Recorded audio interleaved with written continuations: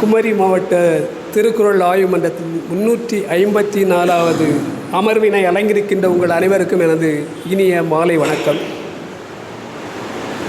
இன்றைய தினம் ஆசான் திருவள்ளுவனுடைய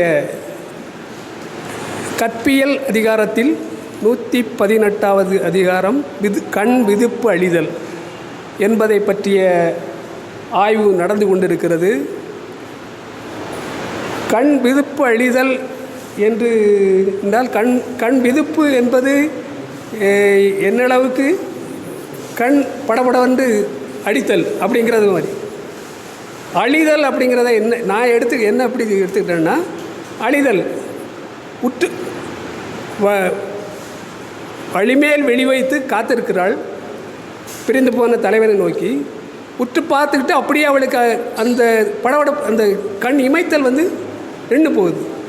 ஸோ இந்த விதிப்பு அழிதல் அப்படிங்கிறத நான் இந்த மாதிரி ஒரு பொருளை எடுத்துக்கிட்டேன்.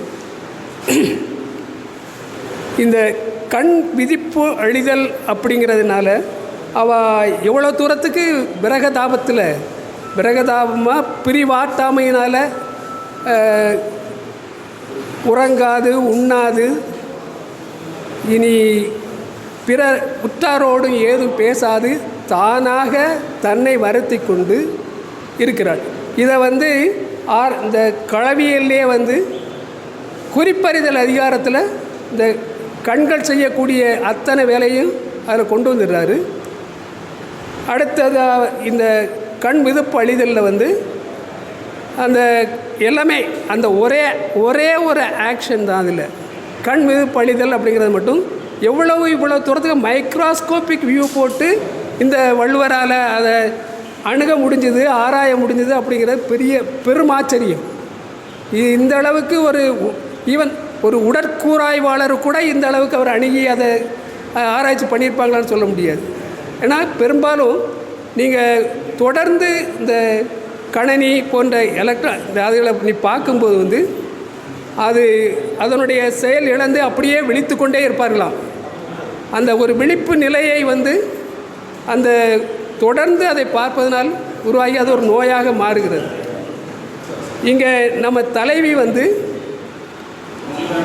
என்ன நினைக்கிறான்னா, அந்த கண்ணை தனக்கு ஒரு துயரத்தை கொண்டு வந்தது, அதனால் நானும் உறங்காது உண்ணாது படர் மெலிந்து அப்படியே வாடிக்கொண்டிருக்கிறேன்.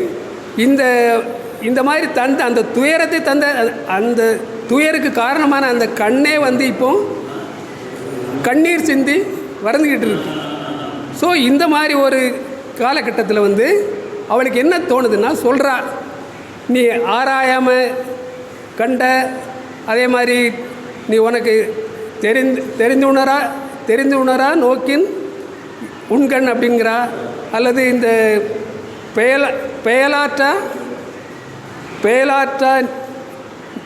பெயலாற்றா நீர் உலர்ந்த உண்கண் அப்படிங்கிறா.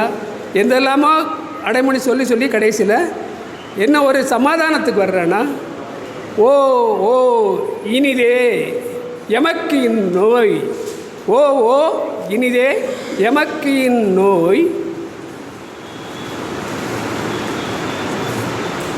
ஓ ஓ இனிதே எமக்கு இந்நோய் செய்த கண் தான் இதன் பட்டது அப்படிங்கிற முடிக்கிறார்.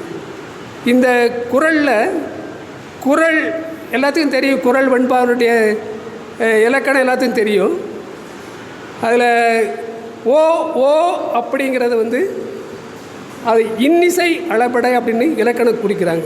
ஏன்னா ஒரு நெடிலை தொட்டு வரக்கூடிய அந்த ஓசை நிரப்பிக்க வேண்டி இன்னொரு நெடில் வந்தால் அது இன்னிசை அளபடை என்றும், அடுத்த வரியில் உள்ள தா அம் அப்படிங்கிறது ஒரு நெடிலுடைய அந்த ஓசை அதிலிருந்து குறைத்து ஒரு குறிலாக ஒலிப்பதை செய்யுளிசை அளபடை என்றும் இலக்கணத்தில் குறிக்கிறது.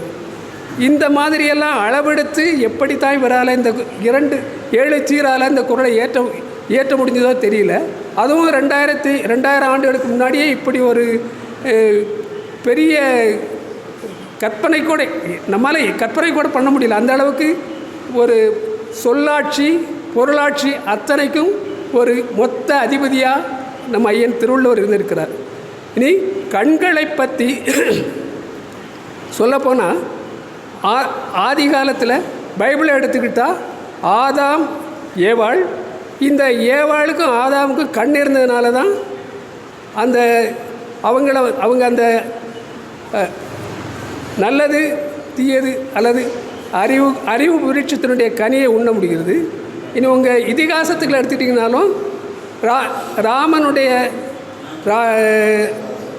சீதையனுடைய கண் வந்து மாரிசனை பார்க்கறதுனாலையும் சீதையை திரும்ப ராவணை கண் கொண்டு பார்க்கறதுனாலையும் அந்த விளைவு வந்து தொடர்ந்து ராமாயணமாகிறது. நம்ம மகாபாரதத்தை எடுத்துக்கிட்டிங்கன்னா அதில் வந்து கண்ணு தெரியாத ஒருவரே அது கர்த்தராக இருந்து அந்த மகாபாரதத்தை நடத்தக்கூடிய அளவுக்கு அது ஓடுது. ஆக கண் வந்து எந்த அளவுக்கு முக்கியம் அப்படிங்கிறத நம்ம தமிழ் சொல்லிலேயே வந்து 7ஆம் வேற்றுமைக்கு உருபுவாகவும் வைத்திருக்காங்க கண் அப்படின்னு. ஸோ இத்தகைய ஒரு கண்ணை இவர் வந்து இந்த இடத்துல அவளுக்கு எவ்வளோ இதுக்கு முன்னாலே உள்ள படர் மெலிந்திரங்களில் வந்து இரவை துணை கலைக்கிறாள் தன்னுடைய பிரிவாற்றாமையை சரிப்படுத்துறதுக்கு. எப்படின்னா அது மட்டும்தான் உறங்காமல் இருந்திருக்கு, அதுக்கு துணையாக நான் இருக்கிறேன் அப்படிங்கிற மாதிரி. இந்த இடத்துல வந்து இந்த கண் என்னை துன்பத்துக்குள்ளால் ஆக்குனது. பட் இப்போ வந்து அதுவும் வந்து சரியாக அது சரியே இல்லாமல் நானும் வருத்தப்படுறேன்.